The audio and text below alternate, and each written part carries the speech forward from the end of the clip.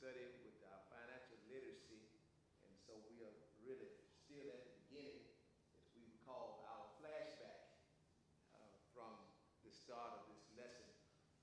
We're ending Living the Baptist Faith book number 2, because we're in lesson 13, the last lesson of the book, and so it looks like it's going to take us a couple of weeks to get done with this lesson, and we shall, and when we finish this actual lesson, it will be time for us to take our summer break. It seems like we just started Bible study again, and now it's time to break again. But nevertheless, we'll keep pushing the best we can. So it's right at 6:30, and Reverend Guthrie, if you could read for us 1 Peter chapter 3 and verse number 15, and then we will proceed in our lesson for tonight. 1 Peter chapter 3 and verse number 15.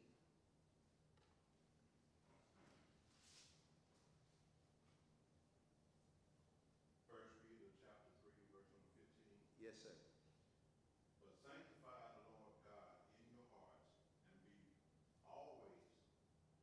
be ready always to give an answer to every man that you ask you a reason to hope that is in you with meekness and fear.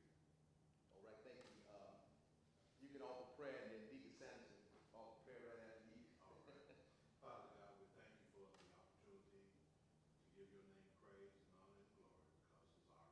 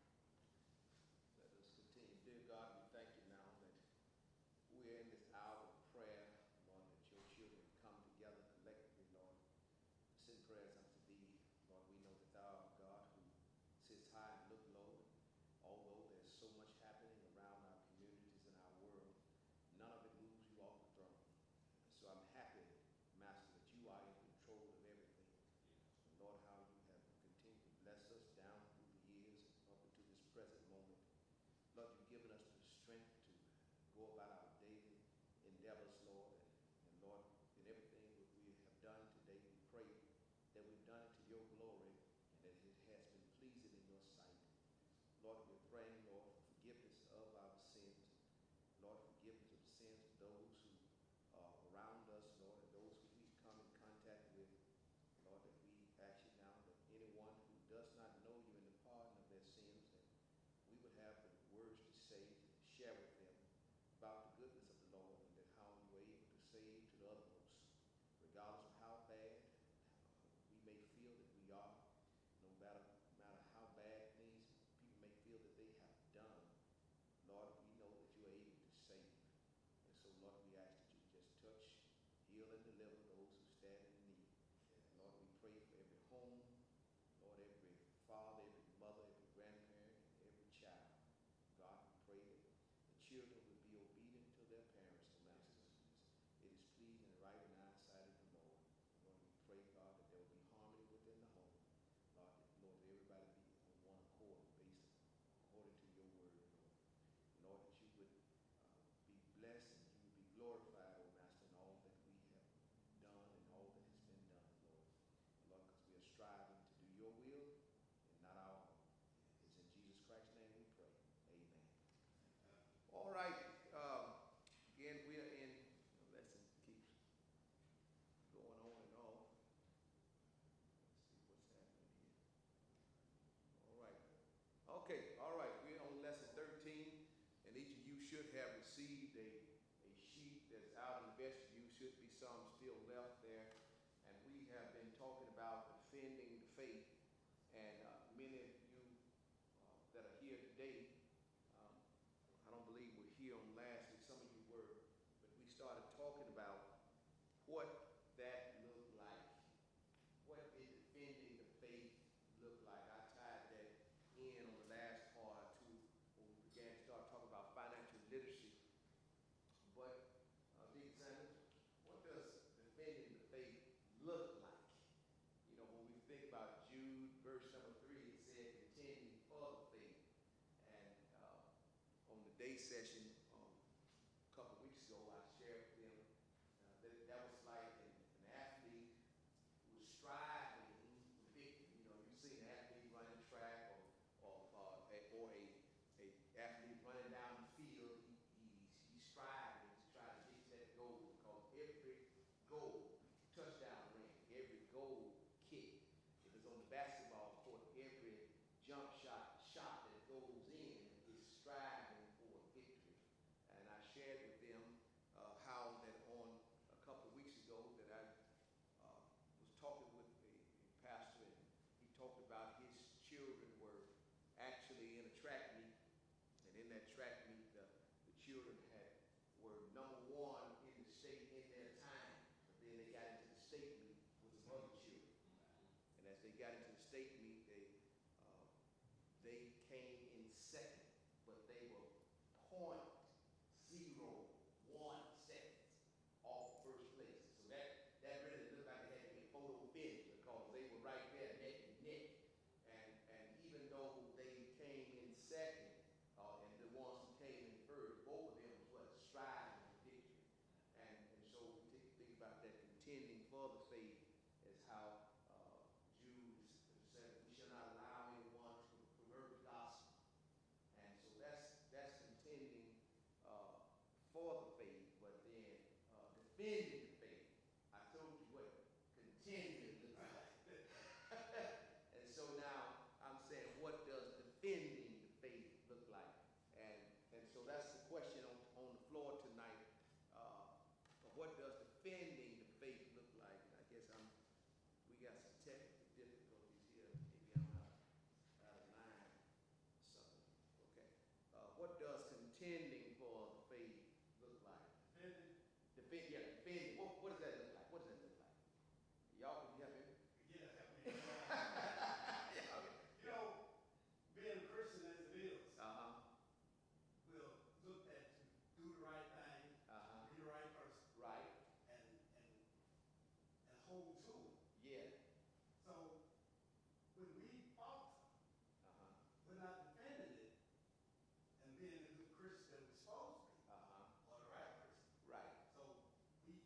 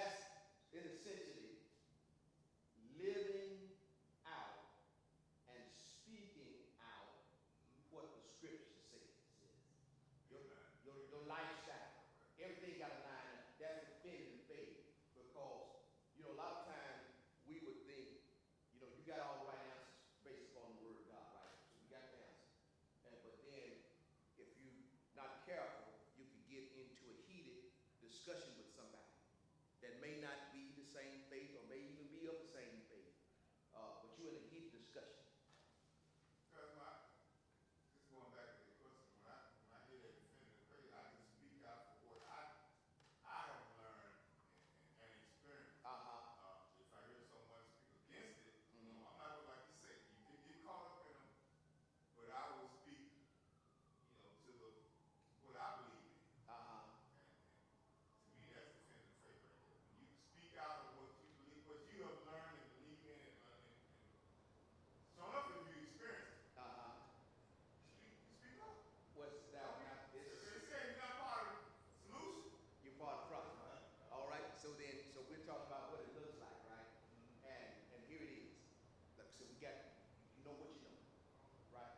And then, but then, what you got into that way, your face doesn't turn red. Now, you know, my wife already told me a while ago my face is red, but my face turns red when I get tired. That means I'm tired. But when your face doesn't got red, your cheeks done puffed out, and you can see the change of attitude in your expression, and you have verbally volume has raised. Now you got the right answer. It's hard, but it's gonna be hard to hit somebody if you're going through all that. That's what I'm going. You can't hit somebody right now. You still got to be, like I said, you can't get no. You can't go there. You cannot go there. Still got to be that example of faith. So when we're talking about living right, talking right, then we're also saying in a humble and gentle manner. That's what defending the faith looks like. Because our everyday life, the way we go about, and I share with them in the day session, you know, people are not only reading our lifestyle, but they're reading our lips.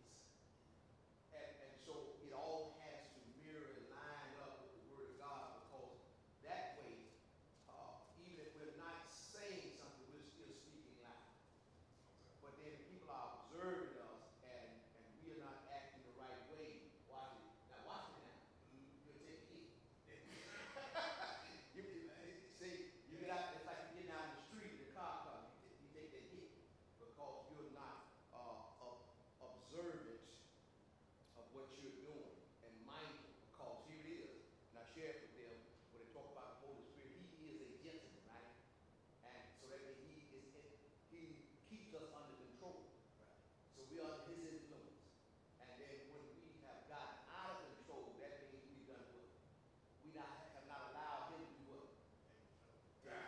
There you go. Take God. Okay, there we go. In basketball terms, we're using the fundamentals. You know, they teach how to dribble and teach how to pass or whatever. Same thing for the word. We want to be able to know the basics. Right. When someone else go the wrong way, as I mentioned the other day, they tell you not to let the man get past the baseline. So you have to guard the baseline. Because if you guard the baseline, you got some help coming from the other side. Right. That's the whole fundamental. Yeah, the whole fundamental. And now you got on fundamentals, and if you all have had a chance to kind of peruse through the lesson, when you get to outline 2, it talks about the basic tenets. Basic tenets. And that's what you just said, fundamentals. You know, the basic tenets. And I'm just gonna jump ahead. I'm coming back to where we are now, but I'm gonna jump ahead because those basic fundamentals and basic tenets of our faith saying that we got to have the right foundation. Okay, now, and I shared with them today, Reverend, that when we don't have the right foundation, and I've seen it, and many of you probably have seen it before in your lifetime, that you may have been in a house and there was a crack in the wall. You know, you see that crack going up the side of the wall, or you've been on the outside and there's a crack in the concrete. And on television, they have shown those commercials saying if your foundation has a problem, we can fix your foundation. You know,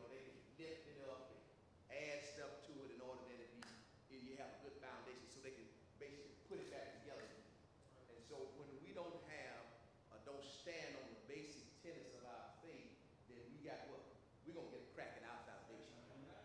Now, when you get a crack in the foundation, I asked you today, what happens when you get a crack in the foundation? You got a crack in the wall, in the house, crack maybe outside, four walls outside on the concrete, and so we said stuff would get in.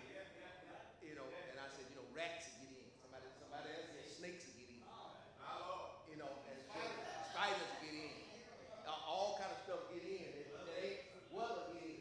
That all the stuff get in is not good for us. And so that's what happens to a regular physical house. But then what about our spiritual house? He's all right, Satan and wolves in sheep clothing get in. You just keep going down, compromise because we don't have the right foundation, or we're not standing on the right foundation. And then sometimes, and I never mixed concrete before, but I've seen it. When they sand and the rock and the water, they're mixing this, and then they even got this stuff called quickcrete. You just mix some water with it, but then after a while, it comes together. It's a good foundation. But then I saw something, a picture or video where somebody was pouring concrete, and they made the illustration. 2 weeks later, it still had dry because it had too much water.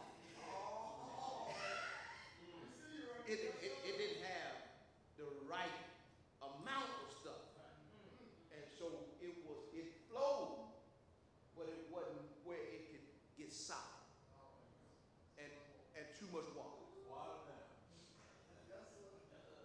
You got a watered down gospel. It'll never dry. Right? And you'll wonder why you standing on sinking ground. Because you didn't water it down. And so that's why it's vitally important when we start talking about defending the faith, that we really know that the ground we stand on is not sinking ground. We say on Christ, the solid rock I stand. All other ground is sinking sand. And so when we have that right foundation, with the basic tenets of our faith, then we don't have to worry about sinking sand. And so in our flashbacks, we've been talking about evangelism, and we've been sharing about that all of us are under the compulsion to continue to share our faith, no matter who it is that we share our faith with, and those whom God places in our pathways. And now this is so ironic because 2 weeks ago I was sharing with Dave's session that in my pathway. So that in my pathway last week, and then in my pathway this Sunday we left it. So in my pathway, I went around early in the morning before we came to church last Sunday, stopped at the dollar store and was buying a couple of items. And then so in the lady behind the cash register, I asked her about where does she go to church. And both scenarios are pretty similar, the same. She said she didn't go because she works all the time. Two different times, but one a lady, the next time is a man. So she says because she works all the time. And then I asked her, well, what she say? She said, I am saved. And I said, well, now with technology, you don't have to worry about missing. I said, you can join us at Liberty Hill, told her our platforms and everything where you can join us at. She said, thank you. Okay, that was in my pathway, right? But in my pathway, I literally wanted to, because I was in a hurry Sunday morning. I just stopped to go get something, so I go back home and get my wife to come on to church. So I really didn't want to go and get out the door, but I was under compulsion. I felt like I couldn't move until I had a conversation. All right, that was 2 Sundays ago.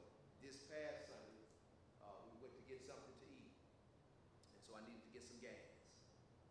Now, I usually would have got it down here on Broadway.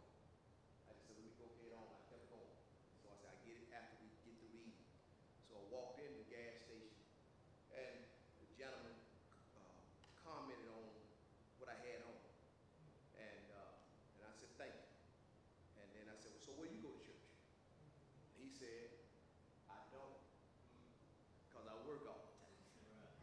Same scenario. One at a store, dollar store, another at the gas station. And then so I asked him that, are you saved? He said, I don't know. So, so I began to talk about Jesus, you know, and does he believe? If he confessed it, he said he believes, confessed, but he just felt feeling that he hadn't been baptized. He just feeling that because he can't go to church, he can't be saved. So what I shared with him, and because it counts on the piggyback of the Sunday school lesson, you know, straight off of it. And so how people will feel that their works will save you. And now this man feels because his work he can't be saved. Because his work, you know.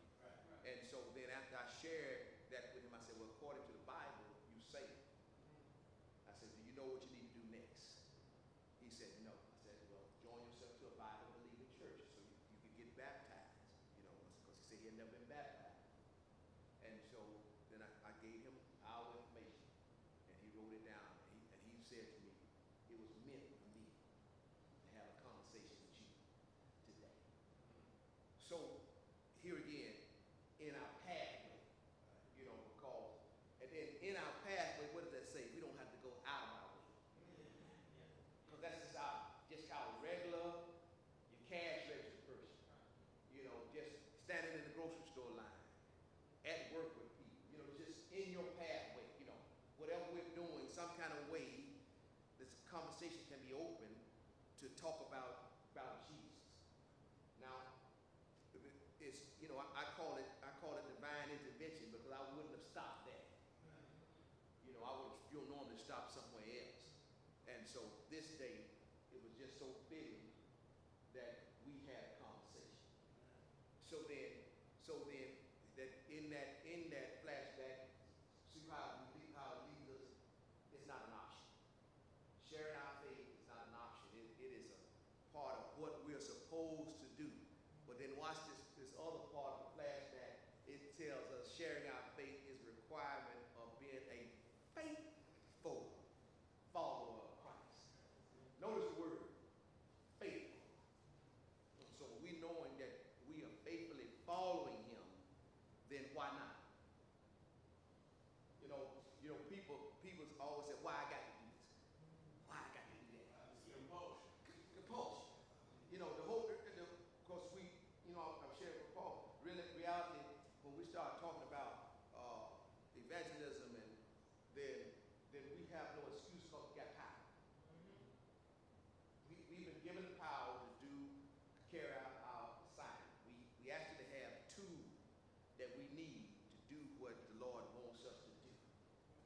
So why not?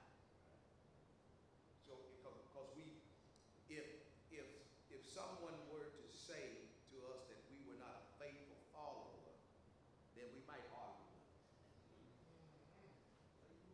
Yeah. You know, yeah. What you mean I'm not a faithful follower? What Sunday school lesson?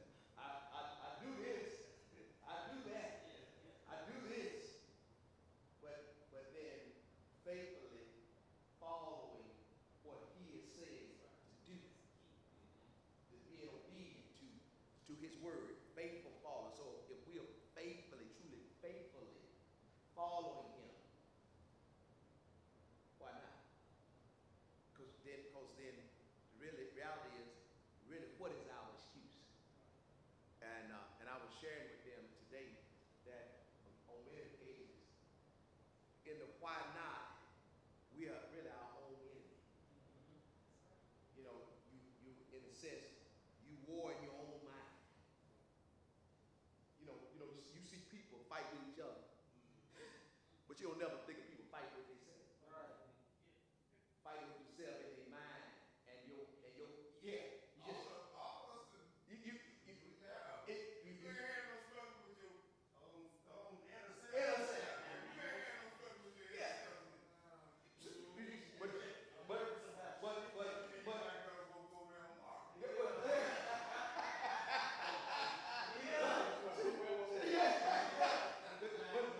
But what is that? That's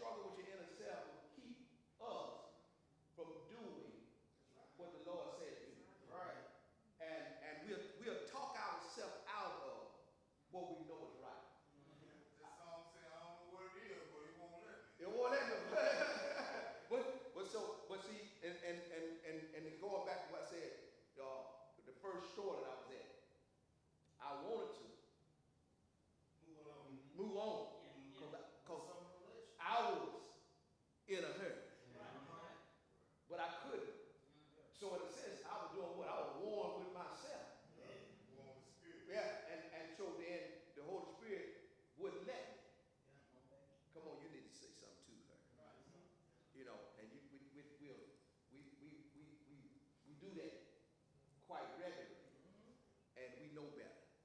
I think that's a lot of times, like we talked early on when we first started this lesson about, being afraid of that, what people gonna say, being cussed out and all this stuff like that. And sometimes, I believe we feel like we're so inadequate of information, like, we feel like we gotta say so much, you know, and then sometimes, like I say, when the Lord is tugging on you, saying like, hey, just say something, just say something. He said, say something. He didn't say don't say. He didn't say it all. Right.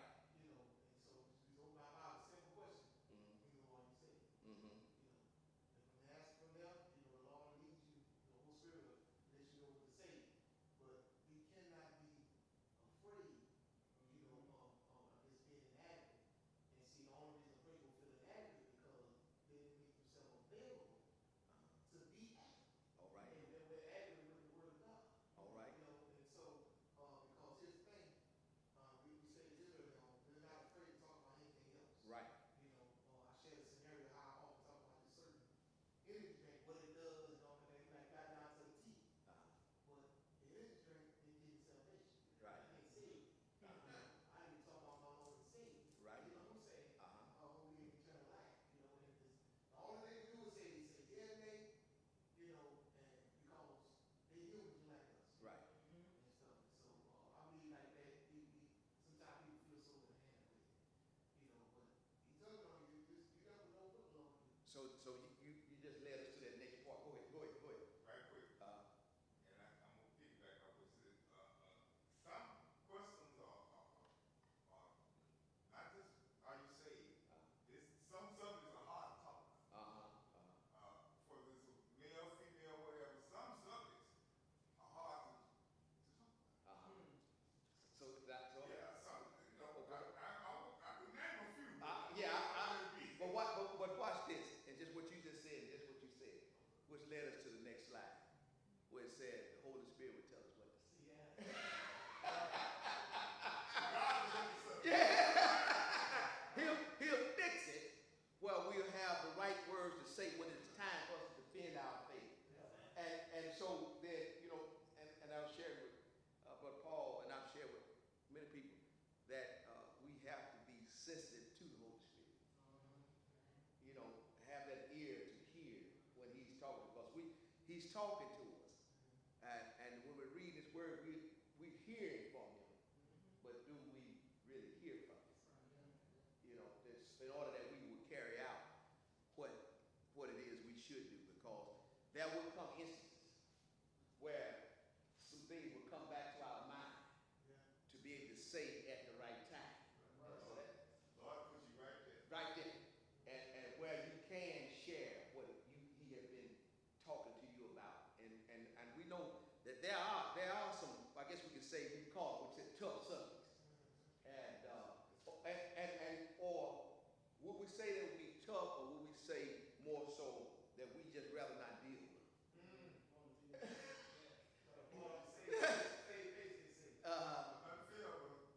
Yeah, all right. So then here it is.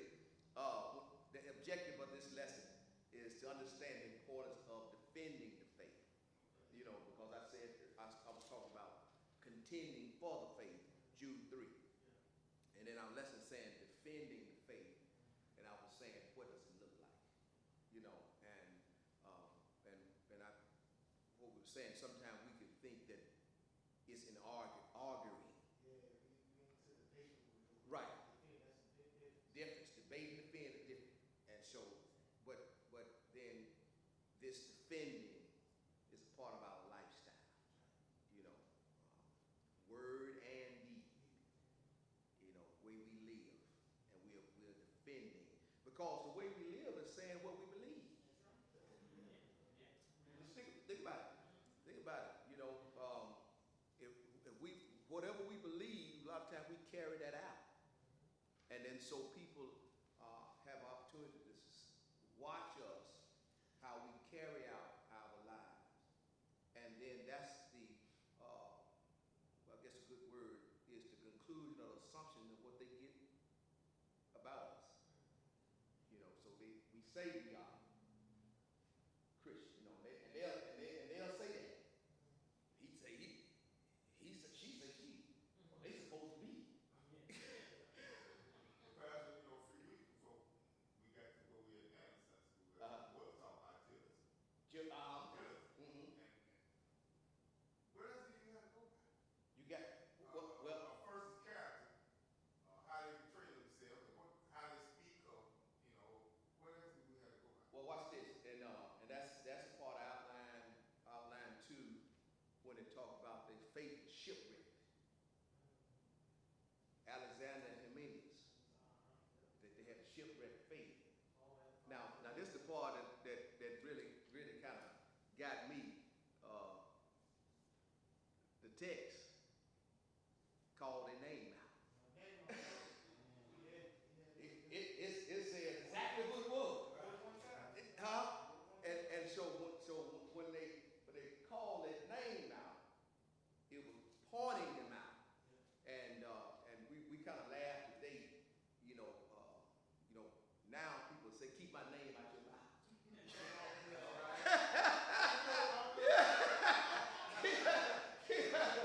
my name out your mouth. You better, you better keep my name. Now, and so this is when we got on that very subject of the judge and said that's what a lot of young people say, you judge me, right? But then, in reality, was to calling their name out and putting them out was to help correct them and hopefully they'll come back to help teach them. And so then, but now when we say you're judging me, in a sense, I ask the question, well, is that their defense mechanism? Say you judging me, right? Because evidently they know what you're saying is what? It's true. But then they say, can't nobody judge me but God. But what you're saying is true. You're just pointing out, but that's what in that text, you were pointing out what they were doing incorrectly. Called them by the name and was hopefully trying to correct them. Win them back. And so, but this day and time that we live in, I've said a few weeks ago, it is that we've gotten so thin-skinned that can't nobody take that. And it can be right here in this Bible, and they holler, you judge me. You know, but if you're telling the truth, now watch this, in compassion and love, because we talking about defending the faith, what it looked like, right? And so then we're sharing out of compassion, because see, Paul was talking to Timothy in a stern but fatherly way. That's a big difference, isn't it? You know, he wasn't shrinking back from what he's saying. Listen, you've got to be able to stand in the midst of adversity. Then you're gonna have to listen to the prophets of old and what they told you now, in order to be able to handle the difficulties that's in front of you. It's gonna come your way. And so if you water it down, what needs to be said, and then adversity comes, then really you've done that person an injustice. But And also you run the risk of putting cracks in your foundation. okay, because now so watch this, and this was a scenario that was given because of the people won't sugar water and water in cement. Then said in reality it hurts the church, because as we see as sister institution of the church, what it always happens. There's always somebody that's gonna come up against it. There's always gonna be something's gonna try to creep in. And so then if we don't have the truth, and this is in outline 2, said that the FBI, in order to help them know what is real, that they handle real money. Yeah. And so they don't spend a whole lot of time dealing with fake money. That's right. They spend more time dealing with real money so that when fake money comes, they know what it is. And so then, we got a whole lot of different isms out here and a whole lot of different cults out here. Lesson talks about that. We'll get to it. But with all these isms and cults out here, basically what the author is saying, the more time that we spend in studying the Word of God, the easier it is for us to know a counterfeit. Because we've been handling it.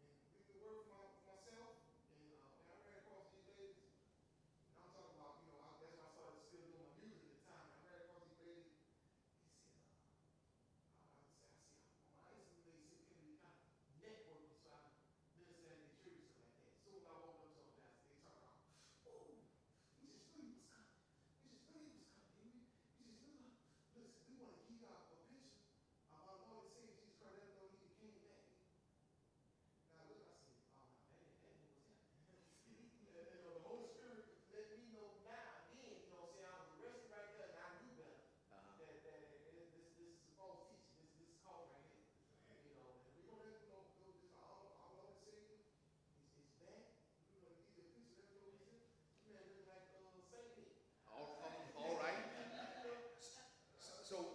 So here again, it leads us right to where we need to be. Because you just said you were wanting to advance your music industry, and the Lord convicted you in a sense, and then encouraged you in a sense, and then showed you in a sense that everybody is not real. So then that first outline said what leads us there, the need for a strong defense. That's the first outline. Because if we don't know, we can be easily swayed. All right? That's in any field. Any field, no matter anything. You can be easily swayed. And you'll be doing things the wrong way.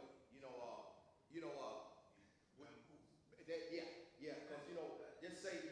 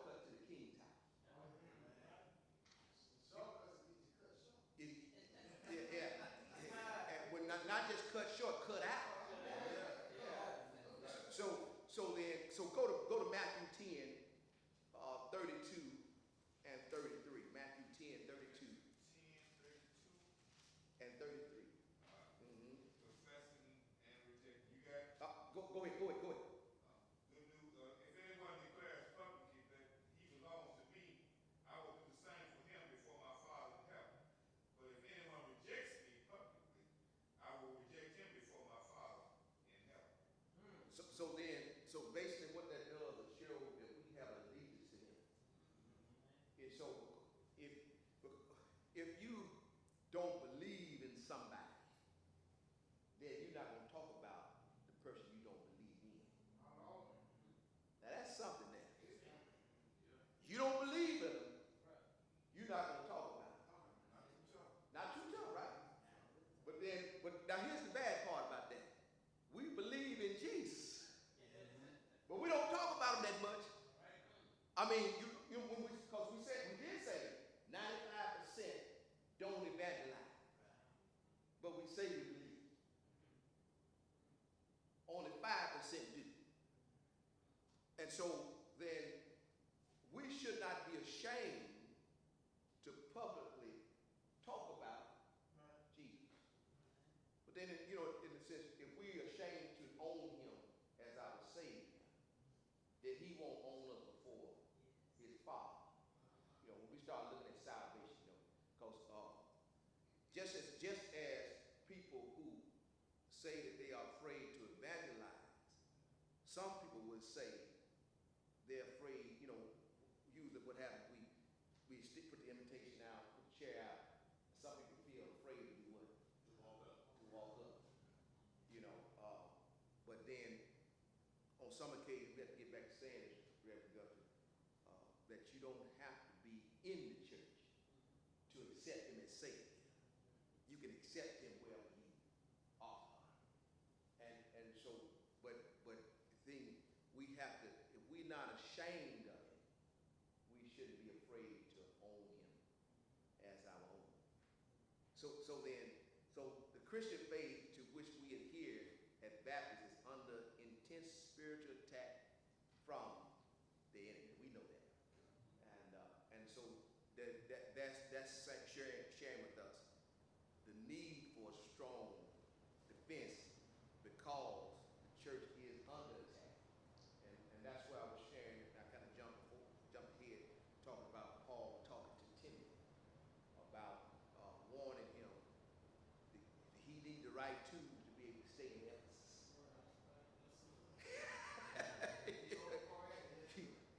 he needs to be able to stick and stay. And the only way he's going to be able to do that is he stand on the foundation that which he had. Because Timothy, when we think about him, we know that Timothy was taught with. And it didn't just start when he was with Paul. Grandma and mom. Paul was straight speaking from experience. Yes.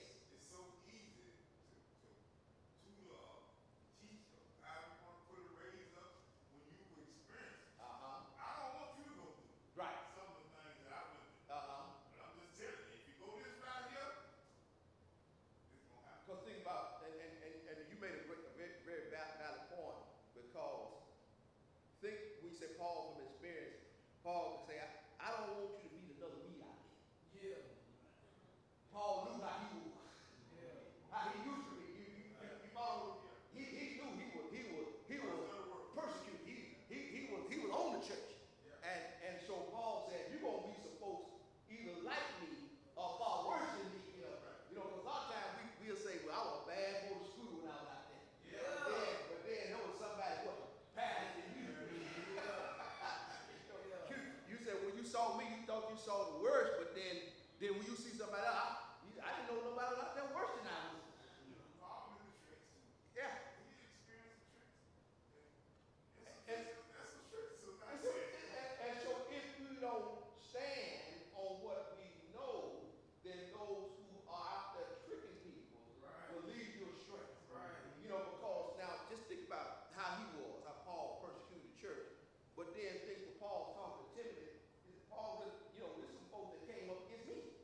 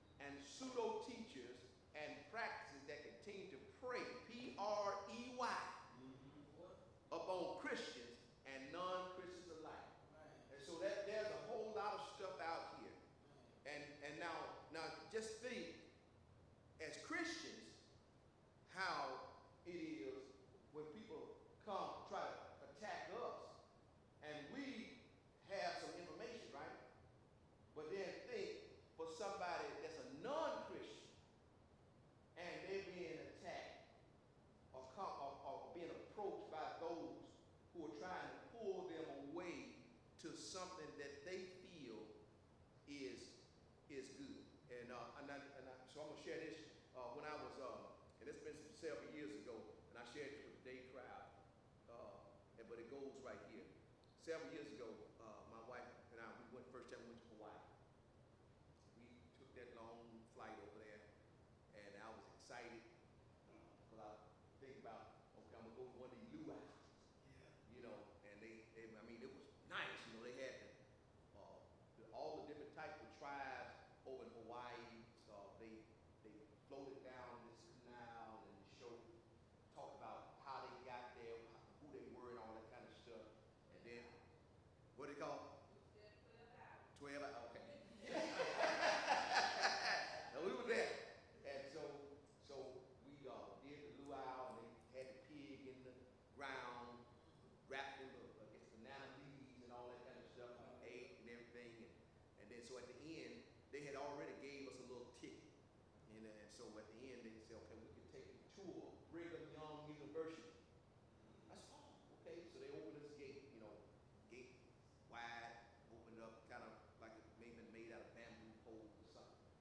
And we got on the golf court, and of course, they were riding us around, and we were seeing Brigham Young University. They were talking about Brigham Young, and I said, okay. And then got to this place, and up on this hill, like up here, like looking up here in the balcony, all up on this hill was this white sculptured building, just like it didn't have a stain on it. And wow, you know. And so then they had down below had the waterfall and these pillars over here, you know, just it was something I'd never seen. It was beautiful. Then over here it had this building. I said, well, what is that? It's our museum. So, okay. So you can go in and tour it. So we went in and toured. We walking around, and so, you know, looked at the picture. They talked about the Mormons. And I guess it was Joseph Smith or whatever the guy's name was. John Smith. And so we got looked at these pictures. They were explaining this. And I saw one picture that. So what is this right here? This big bronze basin with water in it, and on the bottom of it, it had 12 cows pointing outward. So what is that? And they said, this is where we baptize in the name of our dead relatives. I was like, wait a minute. What is this? Yeah. And so I said, well, what Bible do y'all look at? So we have the Book of the Mormons. I said, well, what is that? He said, well, this book talks about when Jesus came to America. I said, So we better leave. And so we get back on the golf course car, and the lady comes up to us and say, well, if you want further information, can you give us your phone number? We'll call you to share more with us. That's all right.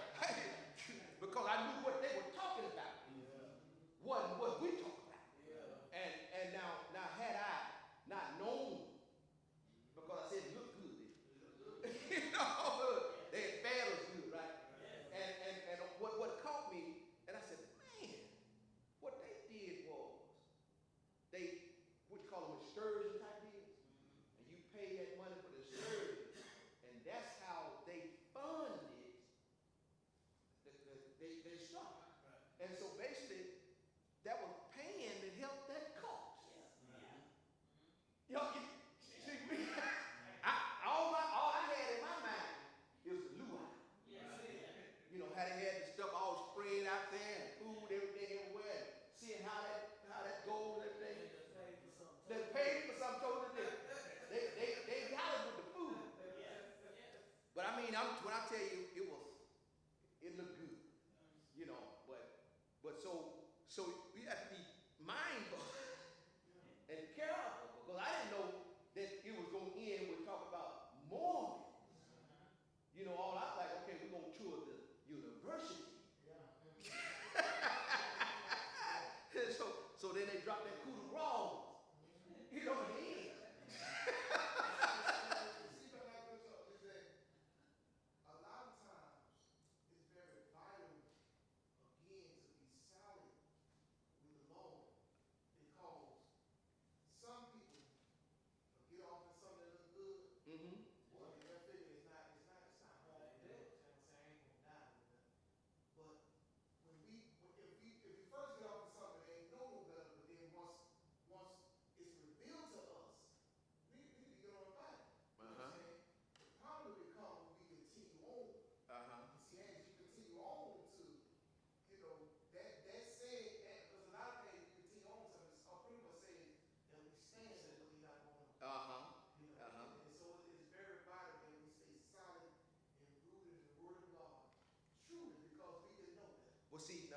now watch this. What you're saying, because we were just two people, but they do this every day, and you got all these people who coming in there, and it probably, I know it was over $99. I can't call the whole price now, but I know it was more than $99. And so you just imagine all these people that take this trail bus ride. They tour you around, talk about all the stuff on the aisle, and then you finally get to the new aisle. You know, and so they have funneled in a lot of resources, but a lot of the people there are not rooting. I mean, it would have been not only pleasing to their eyes, but pleasing to their ears. And now they begin to start gaining some followers. It's almost like, look at this, their presentation of their evangelism. Their presentation. And so, but they have studied it so that they're able to what? Present it well, that it seems true. And so then when we start talking about handling the word of God, and we talk about sharing our faith and defending our faith, as we said, talked about counterfeit. And because we handle this so much, then when we hear something that is not real, we know it's not real. And so it's vital and important, and here it is. Watch me now. That's your friend. Watch me.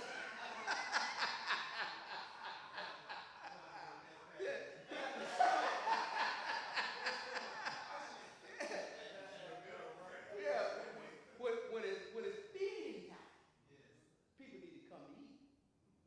But if you don't come at feeding time, you die of malnutrition. It's in a spiritual sense, not the knowledge. And so that's why these settings are important. And then even your setting at home is important, because, as we said, Timothy, he didn't just get it when he got to the Paul. He got it at home. And so then we talked about the foundation. So he had a good foundation before he left home. And so that helps us. And when we began to talk about our children, and when we look out and we see so many children, I'm just going to use the word lost, right? Because of whatever circumstances that they may be in.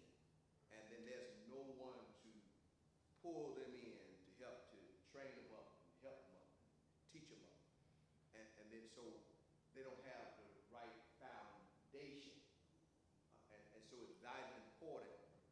You know, not saying that they can't get it later on, but then if the longer it takes, then we start running into the stories of how our life used to be. I know all of us experienced it. Yeah.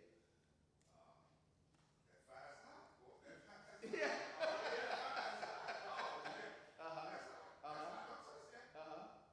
Okay, then you try to teach them. But if they mess around and put their hand on there, they're going on. They know. They know that fire's hot. And so watch this, and what you're saying, and I shared this with the afternoon, is that we can be forgiven of our sins, but then we got to deal with the consequences of our sins. That fire is hot. The consequences that when he touches it, it's hot, burn, blisters, depending on how much fire you get on him, the degree of the burn. And those are the consequences that remind you, because some of us got some physical scars on us now because of something we wasn't supposed to be doing. And every time we look at that scar, we are reminded of our disobedience. And so and so at times, they say you got one now, you got one now. And so,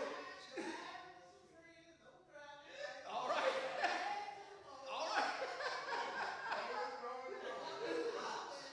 So we remember that, and so when we are sharing with people that don't do that, a lot of times that's born out of our own experience. But it is up to the individual